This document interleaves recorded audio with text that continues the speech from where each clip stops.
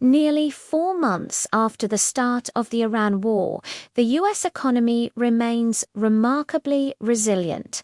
While the conflict initially triggered a severe disruption to global energy markets and a sharp rise in oil prices, recent diplomatic progress between Washington and Tehran has eased concerns about a prolonged supply shock. Even before the signing of a preliminary peace agreement, most economic indicators suggested that the U.S. economy was weathering the conflict far better than many economists had feared.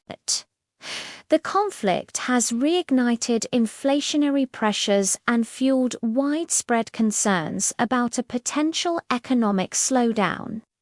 Yet, most of the key indicators released since the conflict began suggest that economic activity remains solid.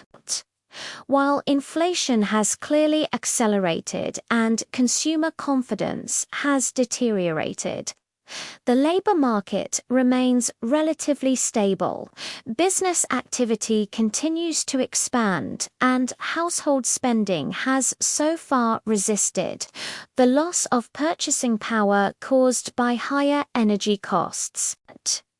The contrast between gloomy sentiment surveys and resilient hard economic data has become one of the defining features of the U.S. economy in recent months. The oil shock has not derailed economic activity. Historically, major oil price shocks have often preceded periods of economic weakness in the United States, US.